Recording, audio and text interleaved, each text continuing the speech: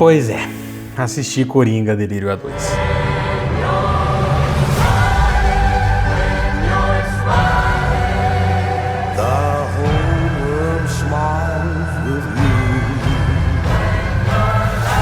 Pessoal, acabei de assistir o filme, tá? Cheguei aqui, são 11 da noite e eu queria assim deixar um mistério no ar até pelo menos começar o vídeo aqui, mas a empolgação tá difícil, tá? E antes de mais nada, eu sou o Gabriel Aparecido, esse aqui é o Em Alta Pop, um cantinho pra gente falar de cinema, séries, televisão, cultura pop no geral. Então, se você gosta dessas áreas, já se inscreve aqui, ativa o sininho, deixa seu like, seu comentário, tá? Aproveita aí, dá uma olhada nos podcasts que a gente faz aqui também no canal. E agora, bora pro vídeo.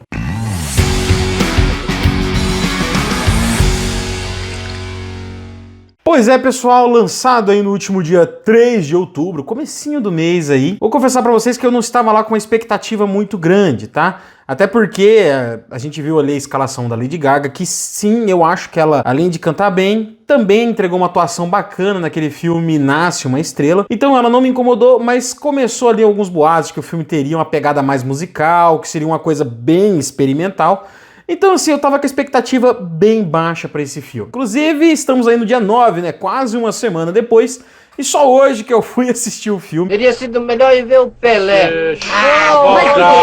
E pessoal, fica tranquilo que esse primeiro momento não vai ter spoilers, tá bom? Fica tranquilo, pode assistir se você está empolgado pra assistir o filme. Se você ainda não assistiu depois de quase uma semana aí de exibição, pode assistir tranquilo aqui a primeira metade do vídeo. Quando eu for começar a falar de spoilers, eu te aviso aqui, tá bom? Com a direção de Todd Phillips, roteiro dele também, juntamente com Scott Silver e Bob Kane, mesma galera que estava envolvida lá no primeiro filme de 2019, traz de volta no seu elenco aí como protagonista o Joaquin Phoenix. E até onde eu pesquisei, é a primeira sequência que esse cara volta para fazer na carreira dele. Conhecido aí por grandes papéis, né, como Her, por exemplo. Ele sempre entrega uma atuação que é bacana, assim, muito boa. Ele é um ator, como, por exemplo, foi no primeiro filme. E aqui nesse filme ele entrega de novo, tá bom? Ele como Coringa. Vou começar aqui elogiando um pouquinho, né? Deu uma baixada aí no clima, mas já vou elogiar aqui um pouquinho. A atuação do Joaquin Phoenix, assim como no primeiro filme, tá bem bacana, tá impecável ele como Coringa. Lady Gaga também como a Harley Quinzel, né? Ou Lee Quinzel, como ela é chamada ao longo do filme.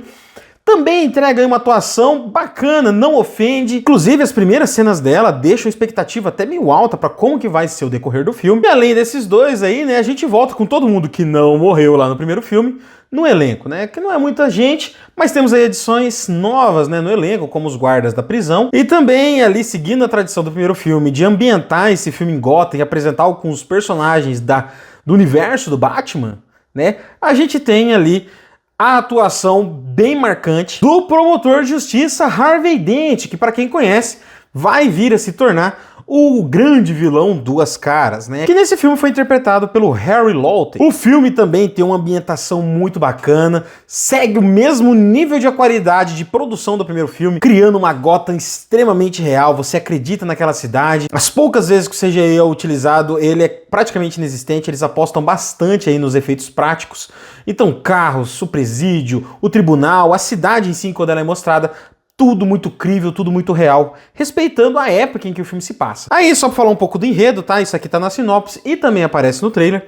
Nesse filme, vamos acompanhar o Coringa, né? O Arthur Fleck, tendo que lidar com as consequências do que ele fez lá no primeiro filme. Então, ao longo do filme, a gente vai acompanhar o julgamento dele, tá? E já vou confessar pra você que isso é um pouco decepcionante, porque nos trailers dá a parecer que isso ia ser uma pequena parte do filme, né? Dava a entender que o Coringa teria uma participação muito mais ativa como vilão de fato.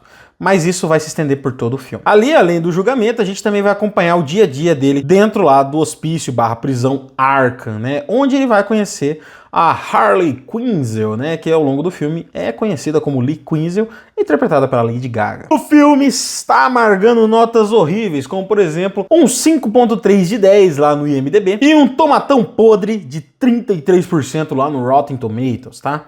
O filme realmente não está agradando, a recepção está sendo bem abaixo ali do que era esperado pelo estúdio, tendo arrecadado apenas 10 milhões aí no seu final de semana de estreia. Não, este não é um filme de super-herói, assim como o primeiro, embora o primeiro filme tivesse um pouco mais ali de investigação, um pouco mais de ação, esse filme é um pouco menos filme de herói do que o primeiro, que já não era muito filme de herói, então não vá achando que você vai ver uma superprodução da Marvel ou da DC, tá? Esse é um outro tipo de filme, embora ele se baseie ali nos quadrinhos, né, para trazer, embora ele se baseie nos quadrinhos para trazer o personagem do Coringa. E sim, esse filme é um musical. Isso foi uma das coisas que mais me incomodou durante o filme, tá? Não, isso não é do nada, tá bom? Assim, eu vi muita gente falando, como transforma? Não. No primeiro filme a gente via que o Arthur ele tinha uma questão ali muito intrigante com a música, né? Ali a questão da loucura dele, né? Ele dançava logo após cometer os crimes dele. Mas nesse filme eles pesaram a mão, tá? Eles aproveitaram até onde dava o cachê da nossa querida Lady Gaga. Então, assim, o filme me incomodou bastante com isso aí. Não que eu não goste de musicais. Eu gostei, por exemplo, do último filme do Aladdin, que saiu da Disney. Ou, por exemplo, aquele filme O Caminho da Floresta, Into the Woods, né? Que também é um musical aí da Disney, que é um filme praticamente 100% cantado. Eu também acho ele bem bacana.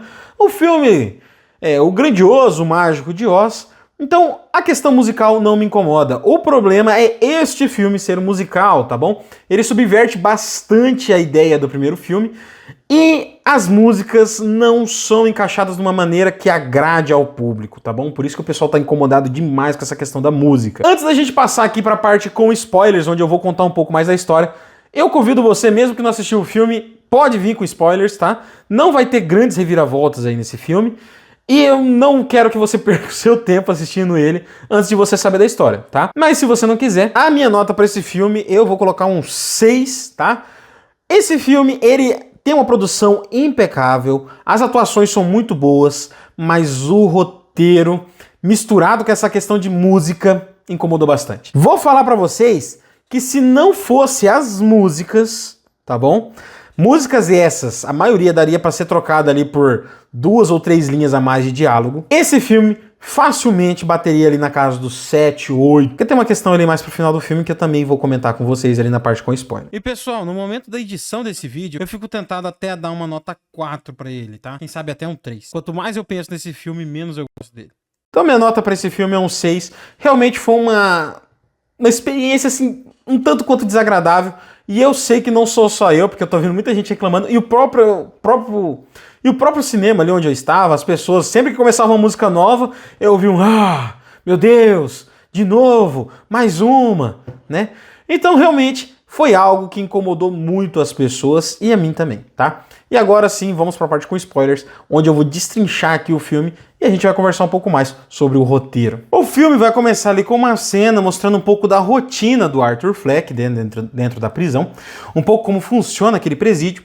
Apresenta ali alguns colegas de cela, né, que é ali como é uma prisão / hospício, né, ali o Asilo Arkham. A gente vai ver que tem muitas pessoas com várias questões ali, né, muitos malucos, muitos doidos, né, pessoas que realmente cometeram crimes por questão do seu estado de sanidade mental, tá bom? Ele tá numa ala de segurança um pouco mais incisiva, né? Uma segurança máxima, vamos colocar assim. E ali a gente abre uma cena, eles com um pinico, cada um ali indo jogar jogar fora aquela comadre, né? Que eles usaram durante a noite, uma cena assim, até meio nojenta.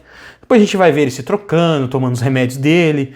E aí ele vai ter a primeira conversa dele com a advogada dele, a psicóloga, onde eles mostram qual que tá sendo a linha de defesa, né? Baseado no fato de que o Arthur sofre com um transtorno de personalidade dissociativo, que é aquela condição onde várias pessoas vivem dentro do mesmo corpo ali, né? Vamos colocar assim, que a pessoa tem várias personalidades ali dentro da mente dela, como foi mostrado lá no filme Fragmentado, por exemplo. E aqui elas estão tentando emplacar a ideia de que quem cometeu os crimes foi o Coringa, uma personalidade alternativa do Arthur Fleck. Que o Arthur não é aquela pessoa do mal, que o Arthur ele não conseguiria ter cometido aqueles crimes, porque ele não é daquele jeito. Nessa visita eles passam ali por uma ala de segurança mínima, onde eles passam por uma sala que está tendo uma aula de música, e dentro dessa sala o Coringa se apaixona, porque ali ele vai conhecer a Harley Quinzel, né, que numa ceninha bem rápida ali, ela faz um sinalzinho de atirar assim no coco, né, ele se apaixona por ela. Vê que a menina é maluca, que a menina é doida, que ela gosta muito dele. E aí, voltando lá pro presídio, pra sala dele, depois dessa conversa, a gente vê ali um pouco mais da rotina, né? A gente viu, né, ao longo de toda essa cena, e vai ver um pouco mais agora, que os guardas sempre ficam instigando ele. uma piada, você tem uma piada pra gente hoje, você quer uma piada pra gente hoje? Parece até um meio chato, mas aqui a gente entende o que tá acontecendo, né? O Arthur tá ali tomando sol, chega um outro rapaz ali, né, com alguma condição mental, né? E ele fala que os guardas disseram pra ele que o Arthur, né, o Coringa ali, beija muito bem e vai ensinar ele a beijar. Aí o Arthur, já entendendo o que ele tem que fazer, levanta, dá um beijão no rapaz, e ali a gente entende que sempre que o Arthur faz os guardas rirem, né, ele ganha um cigarrinho ali em troca. A gente vê ali que tem essa questão muito abusiva, né, os guardas ali realmente, eles não respeitam aqueles pacientes, eles não tratam eles, né, da forma que deveria, eles abusam até psicologicamente, se aproveitando ali da condição daqueles caras, que muitas vezes não tem um discernimento muito bom. Aqui a gente também descobre que foi feito um filme em cima de tudo aquilo que aconteceu no primeiro filme, né, fizeram um documentário /filme ali pra TV, o que tornou o caso do Coringa mundialmente famoso. Inclusive foi através desse documentário /filme que a Harley Quinzel conheceu o nosso querido Coringa. E eles vão interagir novamente, porque o guarda ali da prisão conseguiu inscrever, já que o Coringa se trata de uma figura famosa, né? Ele consegue ali algumas regalias, como por exemplo essa advogada que está atuando do lado dele, e também consegue a inscrição para essa aula de música, onde ele vai se aproximar ali da Arlequina. E aí você já pode perceber que foi alterado ali, né, um pouco da dinâmica entre os dois. E na verdade, nos quadrinhos ali a gente sabe que a Arlequina, né, Harley Quinzel, era uma psicóloga que acabou sendo contagiada, né, contaminada com a loucura do Coringa e acabou cedendo ali aos seus impulsos de paixão com ele. Como a gente viu lá no filme do Esquadrão, naquele filme tenebroso do Esquadrão Suicida, com a Margot Robbie, que é uma das poucas coisas boas do filme, né, a Margot Robbie, com ela ali entrevistando o Coringa e depois se entregando pra loucura junto com ele.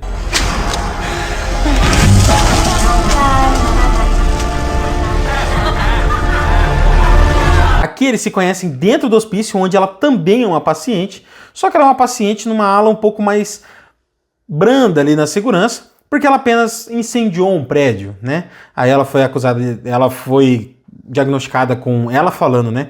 Ela foi diagnosticada como psicótica e internada ali pela própria mãe, né?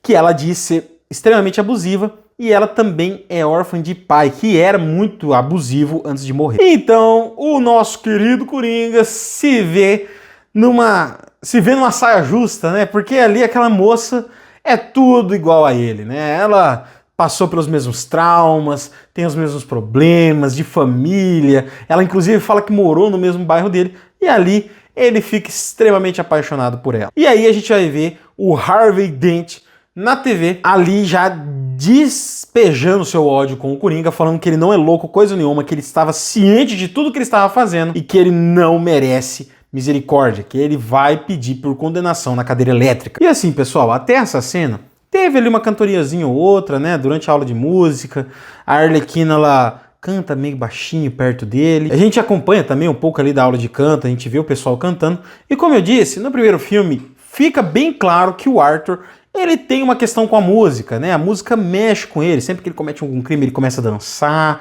né? E o filme deixa bem claro, como se ele estivesse ouvindo a trilha do filme, né? Como se aquela trilha sonora que a gente ouve, que ele tá dançando ali, acompanhando, fosse parte da loucura dele. Colocado de forma muito sutil, sempre em cenas muito curtas. E dando a entender que tudo aquilo ali faz parte da loucura dele. Mas aqui, nessa cena, assim que ele ouve que o Harvey Dent quer o couro dele, vai condenar ele pra cadeira elétrica, ele começa a cantar. Os outros pacientes ali começam a fingir que tá tocando algum instrumento, a música começa a surgir como se fosse o musical da Disney. E aí eles começam a dançar e canta, como canta, meu Deus. Esse filme gasta ali longos 2, 3, 4, 5 minutos em cantorias. E como eu disse, em cenas que poderiam ser resolvidas com 2, 3 linhas de diálogos ali. Ou vamos colocar a questão musical, assim como tinha lá no primeiro filme, mas de maneira sutil, assim como estava sendo trazido até aqui. Eu vi a Arlequina cantando mesmo lá com ele, né? Eles estão ali conversando, e ela canta uma linha de música, né? Que dá a entender que eles vão ali ter um plano depois dali, quando eles fugirem, né? E é muito sutil, é uma linhazinha curta ali. Se o filme todo fosse levado nessa vibe, ia ser fenomenal, fenomenal. Porque a gente tem ali a Arlequina interpretado pela Lady Gaga, tem que ter música, né? Esse filme eu já fui sabendo que ia ter, mas não que ia ter tanto. Mas vamos lá, depois dessa peça musical, eles cortam e era tudo coisa da cabeça dele. Então a gente acompanhou ali 2, 3 minutos de loucura que era tudo parte da cabeça dele e que não acrescenta muito pra história. Vai ter sim algumas músicas que acrescentam pra história, mas de todas as 200 músicas que tem nesse filme, 2 são assim. O resto, sinceramente, foi perca de tempo, tá? Pelo menos eu achei. Mas vamos seguir. Depois disso, né, compadecidos, pelo que eu entendi, né, compadecidos pela situação do nosso querido Coringa, que pode ser condenado à cadeira elétrica, eles dão uma afrouxada ali na segurança dele e deixam ele acompanhar uma noite de cinema, junto com aquela turma da ala que é mais branda, né? Inclusive, ele fica sentadinho ali do lado da Arlequina, né? Do lado ali da Lee Quinzel, como ele chama. A Arlequina chama ele pra sair dali, né? Vamos sair e tal, dando a entender que ela quer alguma coisa a mais com ele. Ele diz que não, e até aqui a gente entende que eles teriam a mesma dinâmica dos quadrinhos, né? Onde a Arlequina é loucamente apaixonada pelo Coringa, e o Coringa nem tanto assim por ela, né? Parece que o filme vai levar essa mesma vibe aí. Porque ele faz ali que não, que ele tá mais interessado no filme do que nela. Então a Arlequina, se sentindo ali um pouco rejeitada pelo seu amado, ela vai até o fundo da sala com o pretexto de acender um cigarrinho. E ali no momento de loucura dela, né, um delírio dela, ela pega e toca fogo no piano da sala, começa um incêndio ali naquela ala, onde eles dois fogem dali. Pelo amor de Deus, cara, começa um musical com eles dançando na chuva, a música vem do nada, como se fosse um grande filme da Disney, né, com 2 princesas correndo por aí, até que eles são capturados ali pelos guardas da prisão. Não se vê o que acontece com ela, mas o nosso Coringa é colocado na solitária. No outro dia, a gente vê ali uma situação meio estranha, né? A Arlequina, ela entra ali na cela da solitária, diz que ela está sendo liberada porque ficar perto ali do Arthur Fleck é uma péssima influência para ela, então ela está sendo liberada para voltar para casa, mas que ela tem o seu jeito, que ela consegue manipular as coisas e ela sempre consegue o que quer. Sendo assim, eles têm ali um momento quentíssimo de amor, assim, como se você me entendeu. Deixa ali a entender que ele tá meio inexperiente, ele até pergunta se ela tá sentindo alguma coisa, né? Ali ela diz também pra ele que vai acompanhar todos os dias do julgamento, que ela vai tentar estar presente ali no tribunal. E até aqui você pode estar pensando que esse filme foi chato, e realmente ele não é lá muito atrativo até este momento, né? Muita conversinha, muito termo ali, muito tema de bastidor, né? Do que tá acontecendo, do julgamento, do tratamento dele, né? Então, tipo assim, a gente meio que já entendeu como é que tá sendo a rotina dele, né? Já tá bom de mostrar a rotina. Queremos ver o Coringa, queremos ver o louco que a gente viu no final do último filme, né? Aquele que... Cara, inclusive no final do último filme, tem uma piada que eu acho sensacional que mostra muito bem como é que tava o estado mental dele naquele momento, né? Assim que ele dá o tiro no Murray, né? Ali em rede nacional, ele ouve alguém gritando, chamem uma ambulância. E ele acabou de dar um tiro no meio da testa do cara. Então, tipo assim, aquilo, ele ri. Porque não adianta chamar uma ambulância. O cara já morreu, ele levou um tiro na cabeça. Realmente mostrando que ele tá achando graça de tudo aquilo.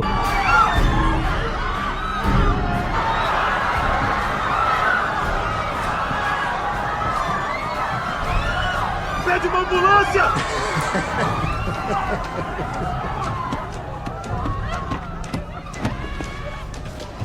Mas, tipo assim, a gente quer ver esse Coringa doido. E até aqui a gente tá vendo um Arthur muito brando, muito solícito, até um pouco carente, né? Nessa última cena aí de amor quentíssimo, né? A gente vê que a relação dele com a Arlequina é bem recíproca. No mesmo tanto que ela tá amando, ele tá amando de volta. O que a gente não vê nos quadrinhos, onde o Coringa tem uma relação bem abusiva e de posse mesmo em cima da Arlequina. Então você que gosta aí de uma história um pouco mais aproximada dos quadrinhos, ou que não gostou do primeiro filme porque ele se afasta demais da história original, esse filme também vai te desagradar demais. Então, a gente vai apresentado aqui, né, pensando neste Coringa louco, né, a gente vai ter a primeira cena de tensão do filme, que é uma entrevista que ele vai dar uma noite antes de começar os julgamentos. E ali a gente é apresentado para um jornalista canastrão, que está muito mais interessado em sensacionalismo do que realmente em conhecer a história do Arthur, tanto é que durante a entrevista ele cutuca ele várias vezes, né, querendo induzir ele a se chamar de Coringa, né? Querendo induzir ele a confessar que estava ciente de tudo que ele estava fazendo. E sempre que o Arthur dá uma resposta, ele cutuca de volta. E isso vai deixando a gente num clima de tensão, porque a gente vê que o Arthur começa a ficar assim incomodado. E todo aquele estado estável que ele estava mostrando até aqui no filme, inclusive aquela risada, aquele problema de risada, a gente não vê até esse momento aqui do filme. E ali ele começa a ficar inquieto, né, até que ele diz que o cara não entende ele, que ele não tá mais sozinho. E aqui a gente vê que a Arlequina tá começando a surfar na onda, ela já falou lá fora que é namoradinha dele, tá? Porque ele fala, então você está falando da Lee Quinzel, né? E aqui nesse momento, a cena veio sendo construída e todo mundo estava esperando que o Coringa fosse enlouquecer. Que ele ia matar aquele cara, que ele ia começar uma rebelião ali dentro daí. Que ele ia começar uma rebelião ali dentro do presídio. Porque no primeiro filme ele foi apresentado como sendo um revolucionário, né? Um lutador ali da classe mais pobre, né? Que não era enxergado. Ele começa aquele discurso final dele, né? De que todo mundo passa por cima dele, não dá bola, não enxerga. Coisa que difere bastante ele do Coringa original, que é um cara meio maluco, sem causa, ele só quer ver o caos, né? Mas não! Ele começa a cantar, aí entra a música do nada, e ele se vê na frente da lua, com uma cidade de papelão atrás, com ele abraçado, dançando com a Arlequina, como se tivesse saindo de um filme de princesa da Disney. Cara, como que eles conseguiram aprovar isso aí, cara? E eu não entendo, realmente. Ó, se você gostou, tudo bem, isso aqui é a minha opinião, mas como que eles conseguiram aprovar isso aí? E não é como se fosse uma cena assim, não, vou mostrar a loucura dele. Dá uma pincelada, mostra ele dançando com a Arlequina ali, ao som de uma música, né?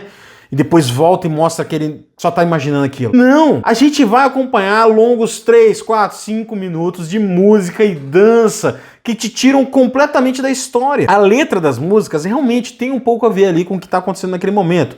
Como se ele estivesse dando a resposta ao que perguntaram para ele em forma de música. Mas como eu já disse, facilmente a música seria substituída por 2, 3 linhas de diálogo. Então, depois dessa entrevista bem Brochovski, a gente vai começar o julgamento. E ali a gente vê o Arthur todo atrapalhado no tribunal ali, né? Realmente como sendo alguém pouco instruído, que é o papel que o Joaquin Phoenix traz para esse Coringa, né? Inclusive, ao entrar no tribunal, ele chama o juiz em vez de meritíssimo, de majestade, né? E ele fica ali o tempo todo aéreo ao que está acontecendo, procurando a Arlequina, que chega um pouco atrasada ali para assistir o julgamento. E aqui a gente vai acompanhar as testemunhas do Harvey Dent, testemunhas essas que tentam ali desmentir toda aquela construção de personalidade dissociativa, né, querendo colocar como se o Arthur tivesse realmente consciente de tudo que ele fez, né, e não que ele tivesse alguma amenização ali das penas por conta de uma condição mental. E isso sempre que acaba um dia de julgamento, entra uma música. Nesse primeiro dia a gente vai acompanhar um doutor ali, um psicólogo, que é destruído pelo argumento da advogada dele, né, diga-se de passagem, que ela argumenta ali que tudo que ele tá falando é baseado em resultados de exames que ele nunca realmente conviveu com o Arthur. E ali a gente vê que a advogada, no final desse primeiro dia, né, ela é confrontada pela Arlequina, que diz que ela está destruindo a imagem do Coringa, né, que o Coringa realmente é o Arthur Fleck, que ela tem que exaltar essa imagem, que ele é perfeito, que ele não deve ser mudado, que ele não tem problemas mentais. E a gente já vê que ela é meio doida, né? E vendo essa proximidade entre os dois, e que isso pode acabar atrapalhando ali o discernimento do Arthur, a advogada vai lá e fala com ele e revela que a Arlequina mentiu tudo, que ela não perdeu o pai, que ela não é abusada pela mãe, que ela mora num bairro bacana, que ela tem uma família rica e que, inclusive, ela estudou psicologia. Né? E ali o Arthur já fica meio balançado com toda essa questão. Inclusive, aqui a gente vai ter mais uma música, assim, um pouco mais melancólica, né? Porque agora o Coringa descobriu que a Arlequina mentiu pra ele, né? Tal. A gente, inclusive, vai ter uma, que é uma das poucas peças musicais desse filme, que eu acho que é interessante, que é uma música num clipe assim, bem com a vibe ABBA, né? Até a música parece um pouco as roupas deles ali, né? Que eles entram no palco, ele todo figurado como o Coringa, assim como a gente viu no último filme, né? Com aquele terno vermelho, a maquiagem e tudo mais. E a Arlequina com uma roupa laranja e com uma leve maquiagem que lembra dele também, né? E ali depois de uma música, né? Eles têm uma pequena discussão que parece fazer parte do show. No final ali daquela peça musical toda, a Arlequina dá um tiro nele. Tá? Essa daí é uma das poucas cenas que eu acho que realmente deveriam continuar no filme. Esse clipe musical do meio, ele é mais curto, né? Eu acho que é por isso até que eu gostei dele. E ele faz muito sentido com o momento que o Coringa tá vivendo ali, né? Que é o momento em que ele descobre que ela tava mentindo pra ele. Logo depois disso, ela vai visitar ele na cadeia e fala pra ele ali que ela mentiu pra poder conhecer ele. Mas ela realmente acredita na causa, ela realmente acredita em tudo aquilo que ela falou, né, sobre ele, né? E ali ele já perdoa ela, né, por ter mentido. Ele entende, né, a situação de por que ela mentiu. Ela fala que está grávida. E aí começa outra música! Delícia! E vamos de mais cantoria aí, mais 2, 3 minutos de filme se passam com a música que nada tem a ver com o filme. Né, ali um clipe musical, tem a ver, tá? Vai ter gente que, vai ter a ver sim, a letra mostra ali o que está acontecendo. Mas, gente, realmente, vocês acham que precisava de tudo aquilo de música? Eu acho que não. Mais julgamentos se passam, a gente descobre, eu ouvi uma teoria na internet, muita gente falando que ele tinha matado aquela moça, né? Que ele fantasiou estar namorando com ela, aquela moça que morava no mesmo andar que ele. Aqui a gente descobre que não, ela volta pra testemunhar, que ela diz que o cara que saiu do apartamento dela não era o mesmo que estava lá no show. Nessa cena, inclusive, a moça ali fala que a mãe achava ridículo a aspiração dele ao stand-up. Porque você lembra que no primeiro filme, a mãe dele chamava ele de feliz e dizia que ele sorria, aquele problema de sorriso dele, né, da gargalhada dele, era porque ele veio pro mundo com a missão de fazer os outros felizes. E aí ele, com essa missão na cabeça, que ele entrou pro mundo do palhaço, né, ali o animador de festas, como a gente viu no começo do filme, e tava tentando uma carreira no stand-up. E a mãe dele falava para essa moça, né, pra vizinha, que achava isso ridículo, porque ele não tinha graça. E ele baseou todo o sonho dele, toda a carreira dele, numa frase aleatória que a mãe dele falou, só para poder mascarar um problema de saúde que ele tinha. Quando ele escuta isso, ele endoida. Aí nós vemos o Coringa que a gente queria ver, uma pincelada pelo menos. Ele levanta da mesa, dispensa a advogada dele com um beijo, ele fala que ele quer se autorrepresentar, que ele quer se defender sozinho, porque a partir de agora ele vai mostrar quem ele realmente é. Ali, com a contraindicação de todo mundo, ele aparece no outro dia ali dentro do tribunal, fantasiado de Coringa, assim como ele apareceu lá no show do Murray, tá? E aqui a gente vai ter o melhor, assim, pra mim a melhor cena do filme, tá? A melhor cena, que é a cena Coringa do filme, onde eles vão trazer para testemunhar o Gary, aquele amigo anão dele lá do primeiro filme, que aqui entra todo assustado no tribunal.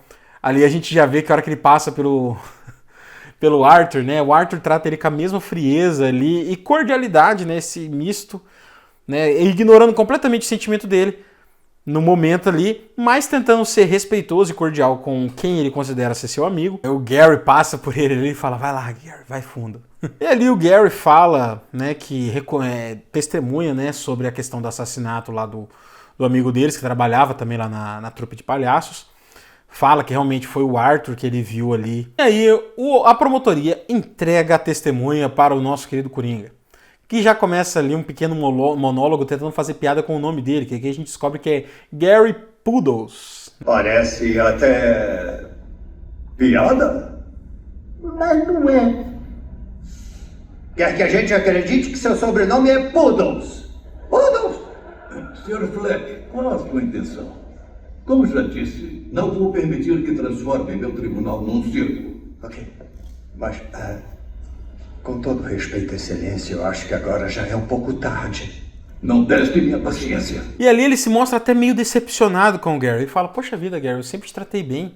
Eu falei que eu não ia te machucar e nem te machuquei, meio que dando a entender. Ele não fala isso, mas dando a entender que, poxa vida, cara, você vem aqui ainda testemunhar contra mim. Aí o Gary também retruca falando que gostava muito do Arthur, que ele era o único que nunca tinha zoado com a questão dele ser um anão, dele ser baixinho, que até as pessoas ali no tribunal estavam zoando ele, né? A hora que ele entra, as pessoas ficam rindo, né, de canto ali. E fala que agora, depois de tudo que ele viu lá na casa do Arthur, né, daquela situação toda, ele não consegue mais dormir, ele sempre tem medo de tudo, ele não consegue voltar a trabalhar. E ali a gente vê que o Arthur, ele se sente meio arrependido de ter impactado tanto assim na vida dele, né? Até que ele fala meio entre lágrimas, assim, ó, sem mais perguntas, né? Gary ainda tenta falar mais alguma coisa, ele grita assim, né? Sem mais perguntas, né? Como, tipo assim, cala a boca, não quero mais ouvir, né? Porque a gente vê que ele fica meio balançado.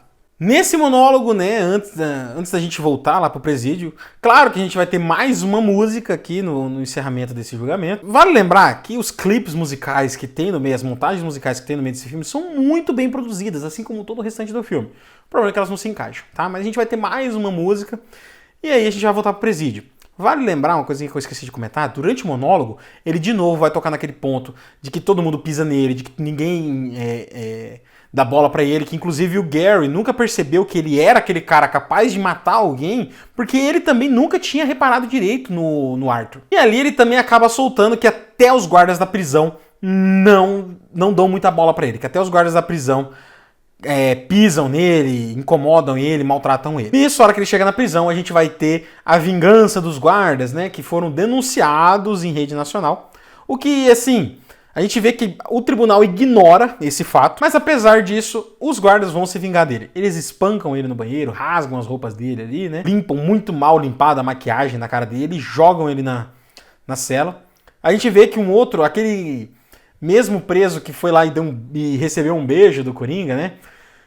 A gente acompanha ao longo do filme, né, depois do beijo, que a gente vê que ele fica indo atrás ali do Arthur, porque ele meio que criou uma amizade ali, não sei se é uma paixão platônica, eu não sei, né? O cara tem as suas condições ali mentais. Então, assim, ele fica indo atrás. Inclusive, ele vem e percebe que o Coringa ali, que o Arthur tá apanhando dos guardas, tenta rebater os guardas, né? Fala, para com isso, que não sei o quê. E os guardas...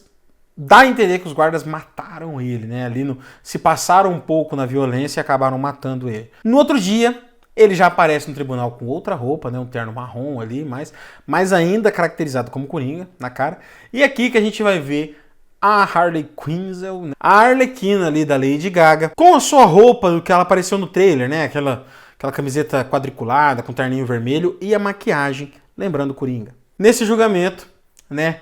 O juiz... Ele pega e chama o Arthur a dar suas considerações finais antes do veredito. Ele se levanta e olha fixamente para a câmera durante alguns minutos e ele começa um monólogo, dizendo que o Coringa não existe, que ele estava ciente de tudo que ele fez, que ele se arrepende, que ele até gostaria de voltar no tempo, mas ele não pode. E a gente vê que ele tem uma linha de arrependimento ali. E isso para mim foi o tiro no pé desse filme. Porque o Coringa não é assim. O Coringa ele é louco, o Coringa é doido, ele não ia se arrepender.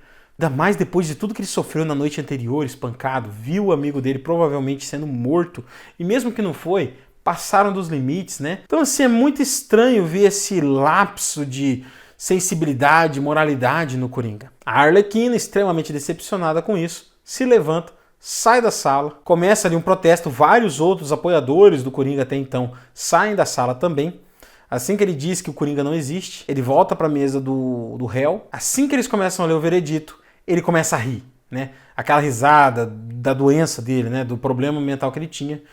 E ali alguns familiares das vítimas que estavam ali acompanhando o julgamento se sentem incomodados, né? Porque o cara que matou, acho que é meu sobrinho, não sei, né? Matou o meu familiar, tá rindo assim que ele ouve a sentença.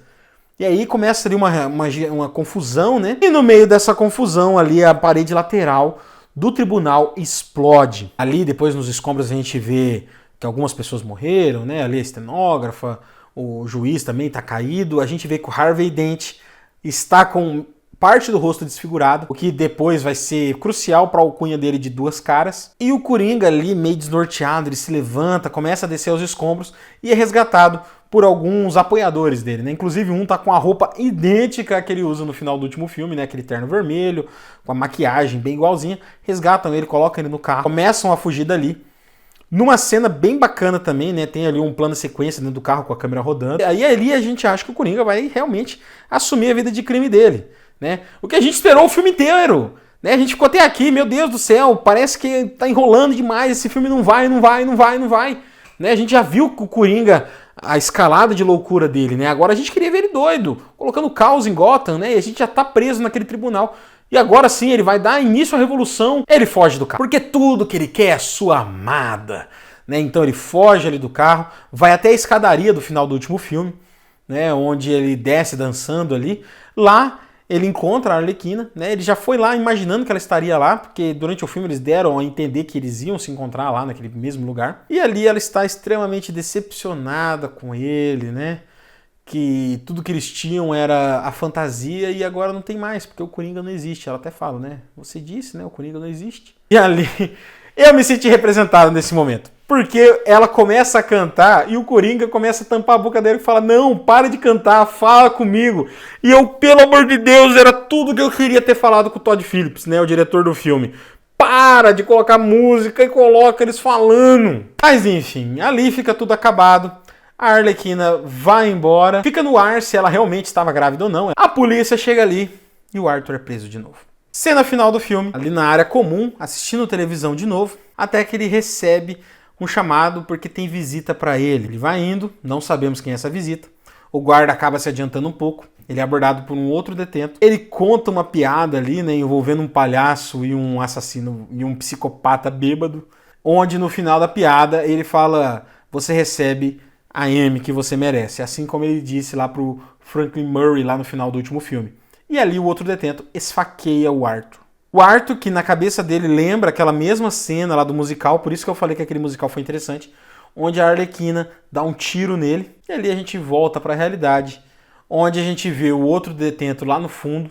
Parece que ele estava se mutilando, não dá para ver muito bem, a imagem fica embaçada e começa a tocar uma música, aquela That's Life, né, a mesma música que tocou no final do último filme. E a câmera vai focando no rosto do Arthur, que cai no chão e dá a entender que morreu. Sem nunca ter enfrentado o Batman, sem nunca ter se tornado um líder anárquico de uma organização criminosa. E antes de morrer ali, na cabeça dele, né, a gente vê ele falando, né, durante aquela peça musical, que volta aqui de novo, ele falando que tudo que ele queria era ter um bom filho. E aí encerramos o filme, sem cenas pós-crédito, com That's Life tocando novamente nas cenas ali no crédito final do filme. Cara, esse final do filme, vou te contar que mesmo sem a questão das músicas, por isso que eu falei que tinha um probleminha ali, uma coisinha ou outra do roteiro, que é esse final. Mesmo sem a questão das músicas aí, que me incomodou bastante, esse final aqui me decepciona um pouco. Não a morte dele, tá? Mas a questão dele se arrepender ali, a gente vê esse lapso de moralidade. Esse Coringa nunca foi um grande criminoso, o cara da briga, né? Assim como a gente viu o Coringa do Jack Nicholson, ou o Coringa do Heath Ledger, ou aquele Coringa tenebroso do Jared Leto.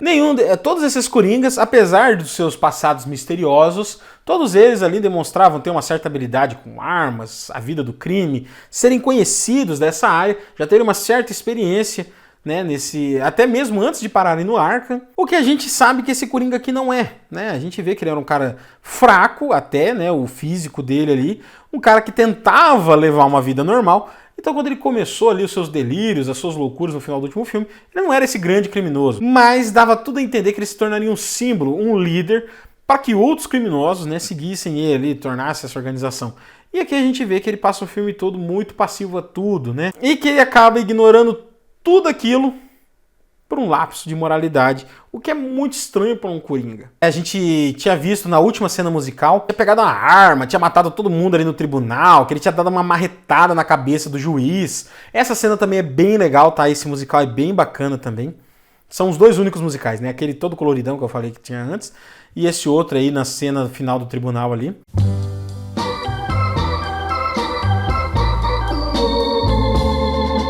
Esse foi o filme do Coringa, tá? Realmente me decepcionou, mas lembrando que você pode gostar muito desse filme, tá bom? Isso aqui tudo, olha só, é a minha opinião, não é a verdade absoluta, tá bom? Então deixa aqui nos comentários o que você achou desse filme também, se você não gostou, se você gostou, o que você achou, tá? Sempre com muito respeito, não precisa brigar com ninguém, de novo, é a minha opinião, não é a verdade absoluta. Se você gostou desse vídeo, já se inscreve aqui no canal, ativa o sininho, deixa seu like, acompanhe, já vê os outros conteúdos que a gente colocou aqui, tá? Coloca aqui também temas sobre cultura pop que vocês querem ver, tá? Eu trouxe aqui muito mais lançamentos, mas eu quero começar a trazer também filmes mais antigos, né? Reviews aí de peças que fizeram história no cinema ou que não fizeram tanta história assim, mas que a gente gosta muito, tá bom? Um grande abraço para todo mundo e até a próxima.